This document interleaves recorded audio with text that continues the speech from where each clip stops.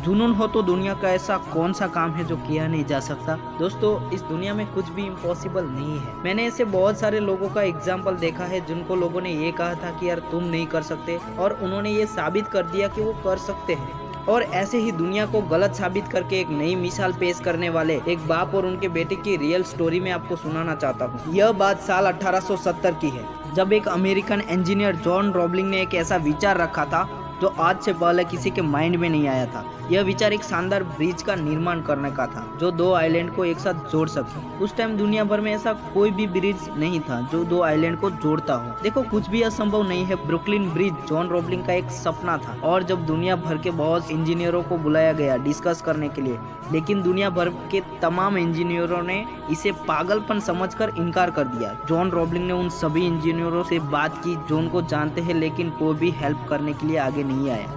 John रॉबलिंग को समझ नहीं आ रहा था कि वो अब क्या करे। काफी सोचने के बाद अपने बेटे वॉशिंगटन से बात की। फिर दोनों ने इस बात पर काफी डिस्कस किया।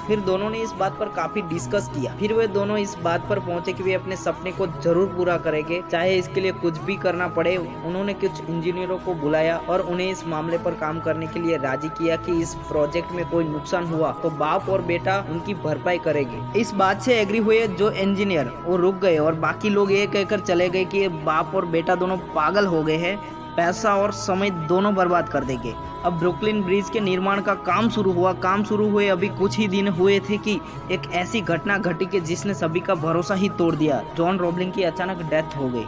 इस घटना के बाद सभी कहने लगे कि इस प्रोजेक्ट को कभी पूरा नहीं हो सकता। उस टाइम जॉन रॉबलिंग के बेटे ने हार नहीं मानी और काम करना बंद नहीं किया और काम को शुरू ही रखा। जॉन रॉबलिंग के मृत्यु के 2 साल बाद एक और तूफान आया। यह घटना ऐसी बीमारी थी जिसने वॉशिंगटन को ऐसी स्थिति में ला दिया, उनके बॉडी के सभी अंगों ने काम करना बंद कर दिया था और हालत इतनी खराब हो गई कि वॉशिंगटन अब बोल भी नहीं पा रहा था। इसके बाद प्रोजेक्ट का काम रोक दिया गया और सभी इंजीनियर वापस चले गए। इस हालत में वॉशिंगटन भी बेबस था। वह गुजरे हुए दिनों की तरह अपना जीवन काट रहा था। उनके जीवन की नाव डूबने ही वाली थी, लेकिन एक दिन डूबी हुई नाव को बचाने का एक मौका मिला, जब उन्हें अचानक ये फील हुआ कि उनके हाथों में एक उंगली अभी भी काम कर रही है। वॉशिंगटन ने किसी तरह अपनी पत्नी को समझाया और पुल के निर्माण की बात अपनी पत्नी एमिली वॉरेन को बताई। वॉशिंगटन संचार के लिए कोड बनाते थे। वॉशिंगटन की पत्नी ने वो सारी बातें पढ़ ली जो एक पुल बनाने के लिए जरूरी थी। वॉशिंगटन के एज अ डायरेक्टर उनकी पत्नी एमिली वॉरेन ने